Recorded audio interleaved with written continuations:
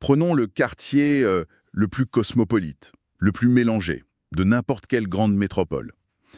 Logiquement, on pourrait supposer que ses habitants, baignés dans cette richesse culturelle, ce sont les plus ouverts, les plus connectés aux autres, non?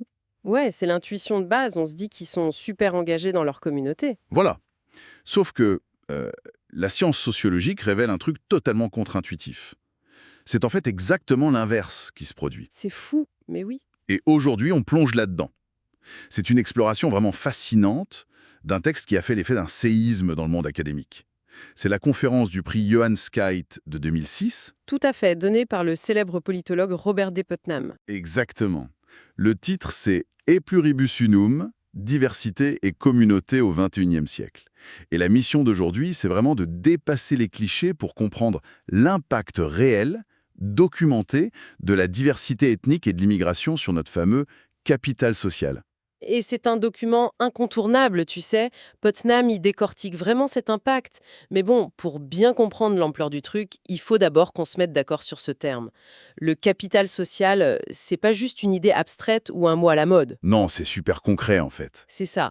Dans sa définition la plus stricte, ce sont nos réseaux sociaux, couplés aux normes de réciprocité et de confiance, qui cimentent ces réseaux. Un peu comme un vrai actif financier en somme. Ouais, c'est la comparaison parfaite.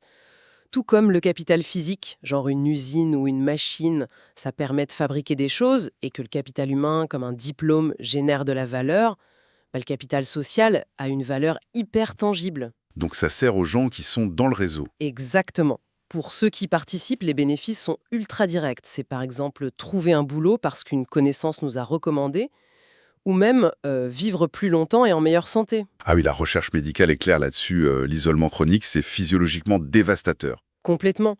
Donc oui, le réseau a une valeur utilitaire. Mais il me semble que la force de ce concept, d'après Putnam, c'est que ça profite pas qu'aux membres du club VIP, si je peux dire. Et c'est là que ça devient hyper puissant.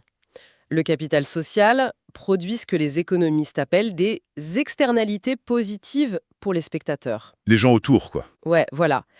Putnam illustre ça avec son propre quartier. Il avoue que, bon, il va jamais au barbecue de ses voisins, il participe pas trop à la vie sociale du coin, L'universitaire un peu dans sa bulle. c'est ça. Mais pourtant, quand il part en voyage, il sait que sa maison sera pas cambriolée. Pourquoi? Hmm. Parce que ses voisins, eux, se connaissent.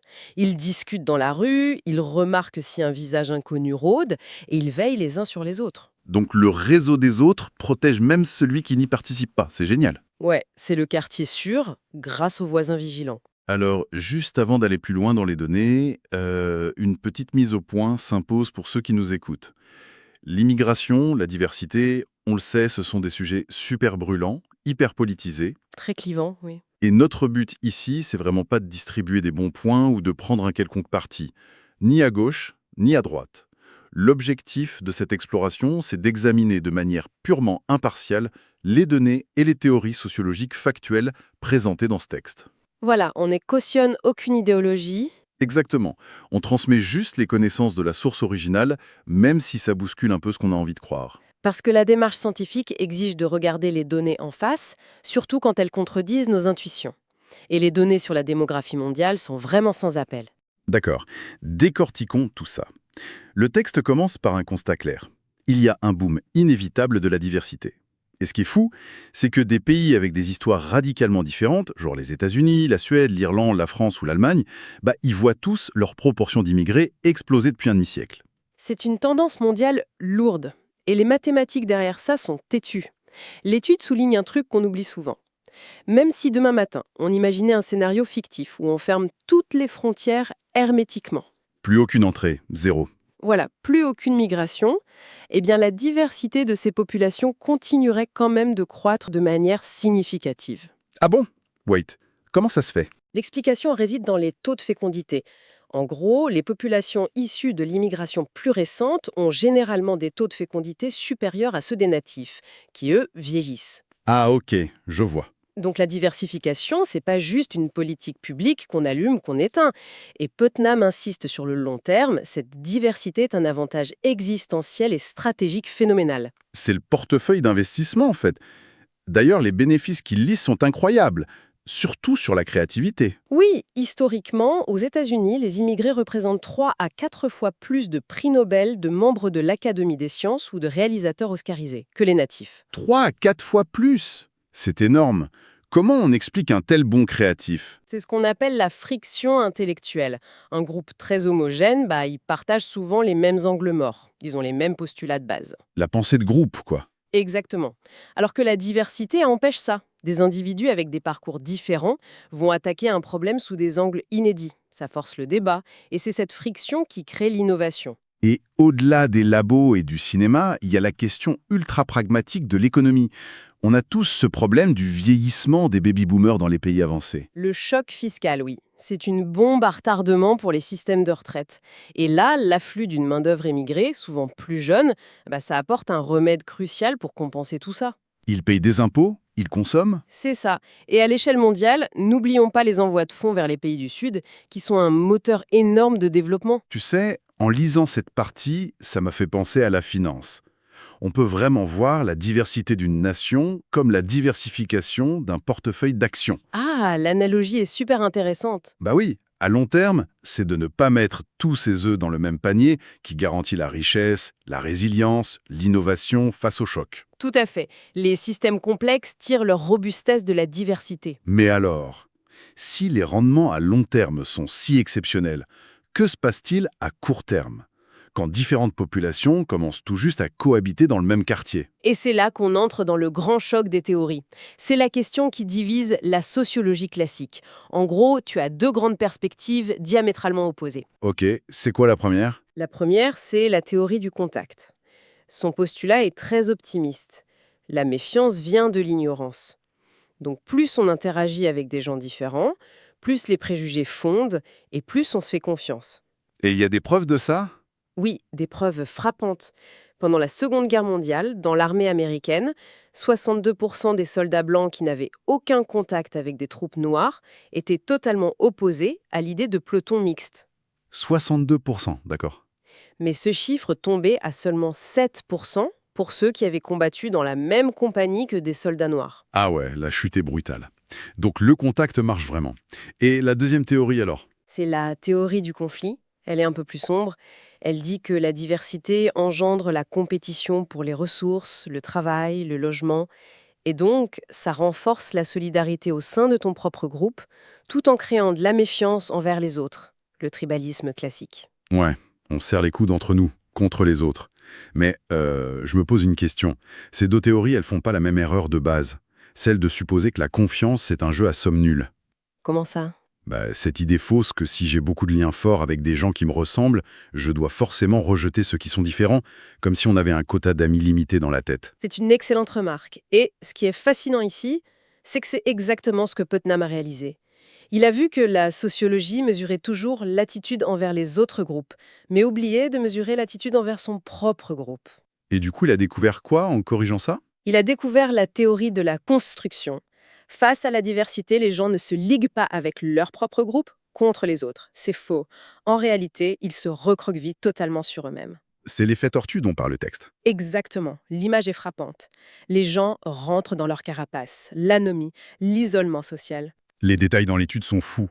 Dans les quartiers très diversifiés, les gens font moins confiance à leurs voisins, et attention, peu importe leur propre couleur de peau ou celle du voisin. Oui, la confiance générale s'effondre. Ils s'inscrivent moins sur les listes électorales, font moins de bénévolat, ont moins d'amis proches.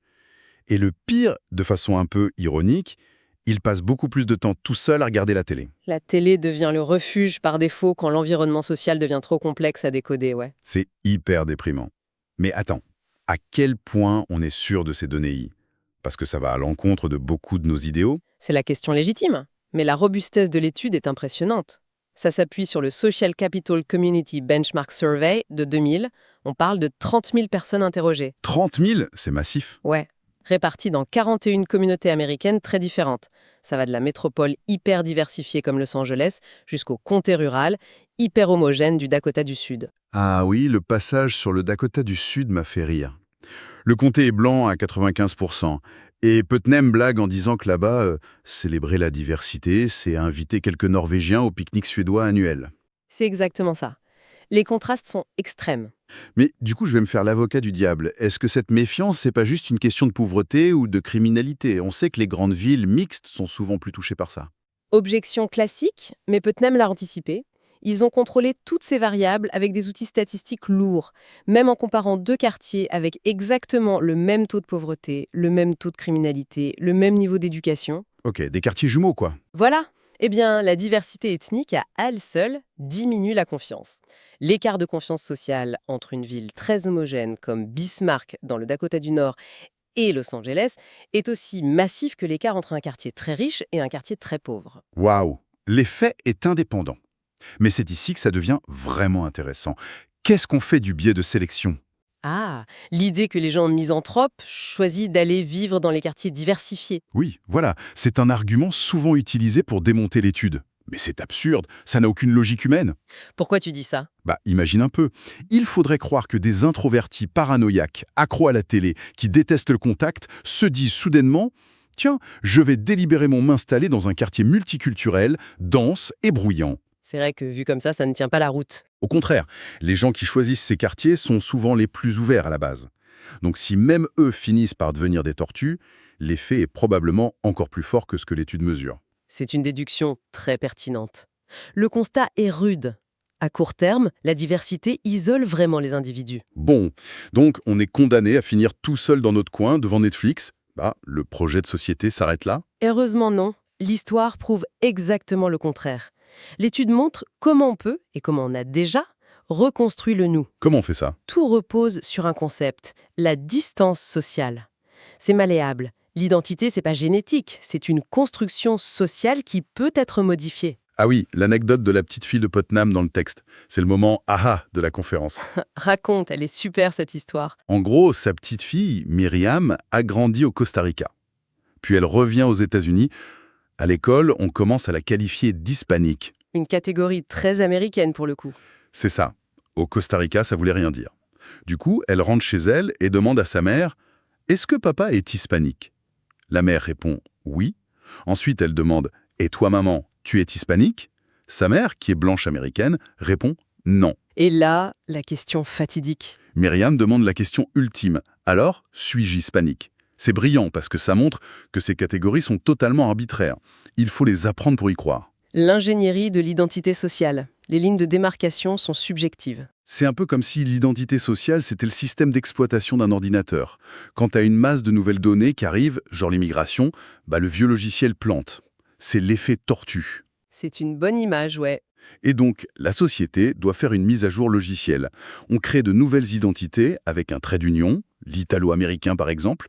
On n'efface pas les anciens fichiers, on crée juste un nous plus large pour que ça tourne. Et Putnam donne des preuves historiques incontestables de cette mise à jour. Regarde la religion. C'était hyper clivant avant. Absolument. Dans les années 50, aux États-Unis, la religion d'un lycéen, catholique, protestant, juif, c'était le critère numéro 1 pour les rencontres amoureuses. L'endogamie était la règle. Tu te mariais dans ta paroisse où c'était le scandale? Exactement. Et pourtant, dans les années 80, à peine 30 ans plus tard, c'était devenu aussi insignifiant socialement que d'être gaucher ou droitier.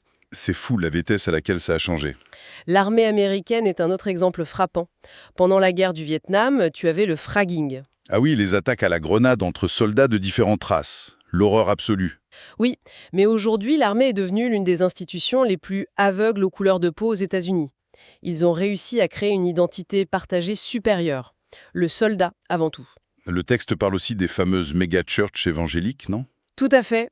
Autrefois, on disait que le dimanche à 11 heures, c'était l'heure la plus ségrégée de la semaine. Aujourd'hui, beaucoup de ces énormes églises forgent des identités religieuses très fortes, qui transcendent totalement les clivages raciaux. Mais je trouve que l'exemple le plus parlant pour aujourd'hui, c'est la vague d'immigration du début du XXe siècle. Les Italiens, Polonais et Juifs. Exactement. Ils sont arrivés dans une société dominée par les WASP, les protestants anglo-saxons. Au début, on ne les considérait pas vraiment comme blancs. Il y avait des ghettos, de la méfiance, bref, l'effet tortue à fond. Et après quelques générations, l'assimilation mutuelle s'est produite. Le « il » est devenu une part du « nous ». Et la culture dominante a absorbé leurs apports. La pizza est devenue américaine, tout comme la Saint-Patrick. C'est la preuve que ça marche. Bon, si on résume brillamment tout ce parcours, L'immigration et la diversité offrent des bénéfices monumentaux à long terme, mais elles provoquent inévitablement un repli sur soi, une méfiance à court terme. C'est le prix de la transition, oui. Et la solution, ce n'est surtout pas de forcer les différences à disparaître, mais de redessiner un nous plus vaste. C'est le fameux « e pluribus unum », faire un seul à partir de plusieurs. Et pour ça, Putnam suggère des solutions politiques claires. Il faut financer des espaces d'interaction, des centres communautaires, des églises, des terrains de sport, des lieux où les gens se croisent. Et la langue aussi? Très important, il faut soutenir massivement l'apprentissage de la langue commune, l'anglais dans son contexte, pour que les gens puissent communiquer et sortir de leur coquille. Logique. On ne peut pas se faire confiance si on ne se comprend pas. Il plaide aussi pour une aide nationale aux collectivités locales qui absorbent le choc initial de cette diversité. Et un point très fort, refuser d'utiliser les associations civiques comme outil de répression migratoire. Ça détruit la confiance à la base. Alors, qu'est-ce que tout cela signifie, au final, pour nous aujourd'hui? Si l'on relie cela à la vision globale, ça nous montre que nos divisions ethniques actuelles, ce sont de pures constructions sociales. Elles sont aussi malléables que les affiliations religieuses des années 50. Et c'est une pensée vertigineuse pour ceux qui nous écoutent, quand on y pense. À quoi ressemblera le nous dans 50 ou 100 ans? La question reste ouverte. Est-il possible que les futures générations regardent nos tensions ethniques actuelles avec la même incompréhension totale que si on leur racontait une guerre civile entre les gauchers et les droitiers? C'est une perspective fascinante. Absolument. C'est une question qu'on vous laisse en suspens pour vous encourager à poursuivre cette réflexion par vous-même la prochaine fois que vous croiserez un voisin dans la rue. Merci de nous avoir suivis pour cette exploration profonde.